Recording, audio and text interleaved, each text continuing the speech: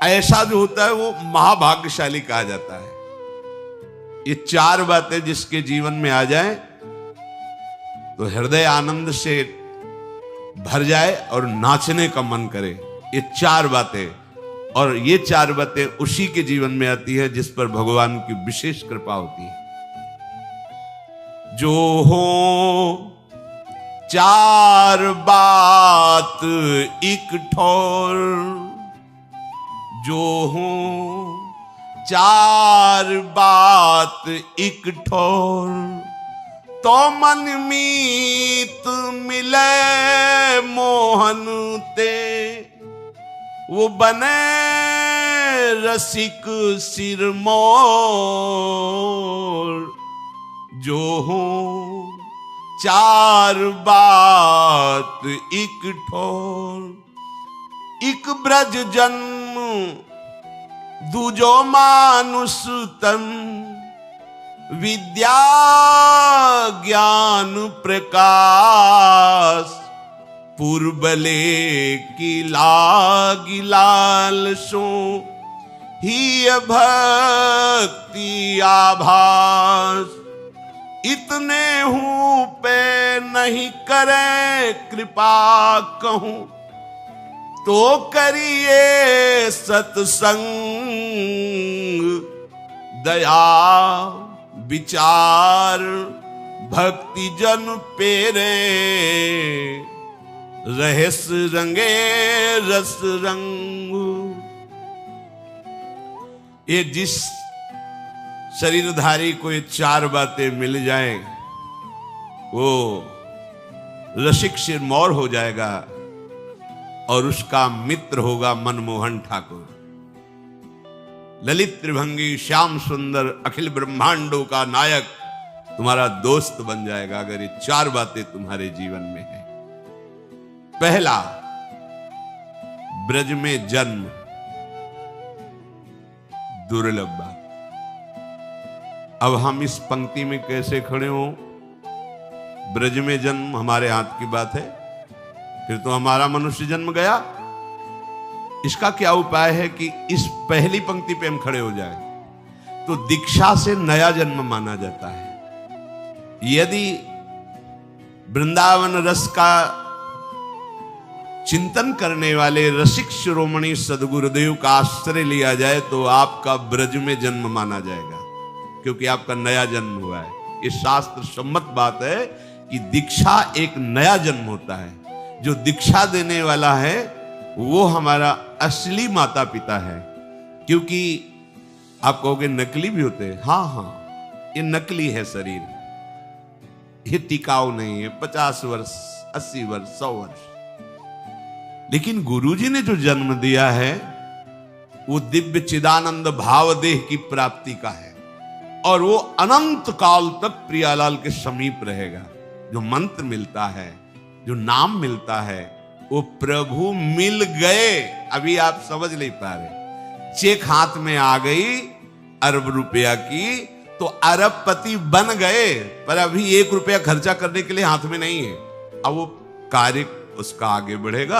आप बैंक जाएंगे, वहां जांच होगी, आपको पैसा 1 अरब, पर आप अरबपति उसी समय बन गए जब चेक आपके हाथ में है। ऐसे ही दीक्षा मिली तो आप प्रभु के उसी समय हो गए। आपकी स्वीकृति, आज से मैं वैष्णव हो गया, श्री हरि का हो गया। अच्छा, बोले आप बोलते हो, बोलने से क्या, प्रमाण दीजिए। नागरीदास जी परम सिद्ध संत रस में, जो ये रस का सार भजन शिरोमणि स्वरूप है, नित्य विहार रस के सिद्ध रसिक कह रहे, श्री हरिवंश शरण जे आए, श्री वृषभानु कुंवरी नंद नंदन, निज कर अपनी चिट्ठी चढ़ाए। जहां कोई महाप्रभु हरिवंश चंद्र जी की शरण हुआ तो प्रिया प्रीतम निकुंज के रजिस्टर में उसका नाम लिख लिया, नागरीदास जी के। सही बात तो यह है कि उन्होंने हमें स्वीकार किया है, इसीलिए हमारी दीक्षा होती है। इसीलिए हमें सदगुरुदेव मिलते। हमारे भाग्य का विषय नहीं, प्रियालाल ने मुझे घसीटा है, प्रियालाल मुझे स्वीकार किए है। जिस दिन दीक्षा मिली उसी दिन चेक जैसे हाथ में मिली और अब पति बन गए, उसी दिन आप प्रभु के हो गए, उसी दिन भगवत प्राप्ति के अधिकारी हो गए। अब जैसे आगे का प्रोसेस शुरू होता है, बैंक जाना, जांच करवाना, फिर सही निकलने पर रुपया मिलना, ऐसे ही अब आपकी जांच बैठेगी कि आप कैसे शरणागत हो। अगर आप कमजोर निकलते हो तो आपको फिर सहयोग मिलेगा भागवती, ऐसे मित्र मिलेंगे, ऐसा सत्संग मिलेगा, ऐसा शास्त्र स्वाध्याय होगा कि आपकी शरणागति नाटक नाटक न रह के सत्य हो जाएगी। इस मार्ग में यही तो बड़ा लाभ है कि झूठा खेले साचा हो। अगर नाटक से भजन करोगे तो तुम्हें सत्य भजनानंदी बना देंगे प्रभु, ये बड़े कृपालु हैं। तो दीक्षा नया जन्म माना जाता है। तो हमने यदि वृंदावन ब्रज के रसिक शिरोमणियों का आश्रय लेकर उनसे दीक्षा ली तो हमारा नया जन्म हो गया। शरीर का जन्म और दीक्षा का जन्म, इनमें दीक्षा का जन्म विशेष महत्वपूर्ण माना जाता है। तो एक शरीर का जन्म हुआ ब्रज में और एक हुआ दीक्षा का जन्म। तो हम शरीर के जन्म में तो ब्रह्मा के विधान से चलते हैं, लेकिन दीक्षा के जन्म में साक्षात श्री हरि के विधान से चलते हैं। हरि ने मुझे जन्म दे दिया, अब हम पक्के ब्रजवासी हुए, क्योंकि हमारा जन्म हो गया। क्या? दीक्षा जन्म। इसे कोई नहीं काट सकता त्रिभुवन में, यह सिद्धांत है। अच्छा, ब्रज में सुअर, कुत्ता, कीट, पतंग के रूप में जन्मे, अहोभाग्य, महापुरुषों ने मांगा है।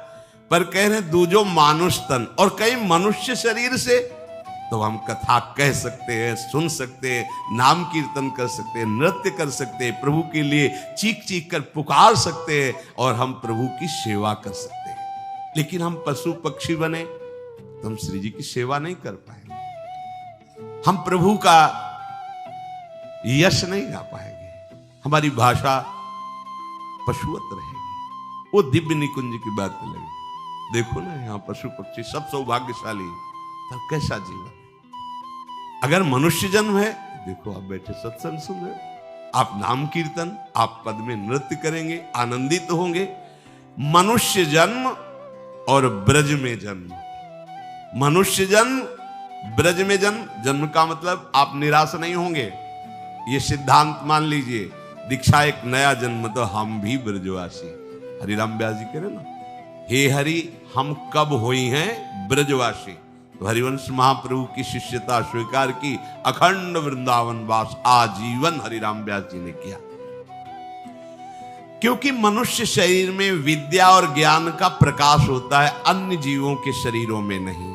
इसलिए मनुष्य जन्म और ब्रज में जन्म, और इसके बाद तीसरी बात कह रहे हैं, हरि मिलन की लालसा, भगवत प्राप्ति का उद्देश्य।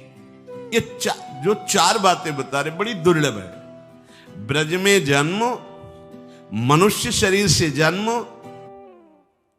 और हमारे हृदय में भगवत प्राप्ति की लालसा।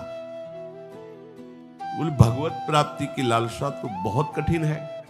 तो अब चौथी बात कर रहे हैं, जो कृपा से कहीं सत्संग मिल जाए तो ये लालसा जागृत हो जाएगी भगवत प्राप्ति की। ये चार बातें जिसके जीवन में है, ब्रज में जन्म, मनुष्य शरीर, भगवत प्राप्ति का उद्देश्य और नित्य सत्संग, जान लो इससे बढ़कर कोई कृपा नहीं हरि के पास देने की, क्योंकि इसी में हरि बंध जाते हैं।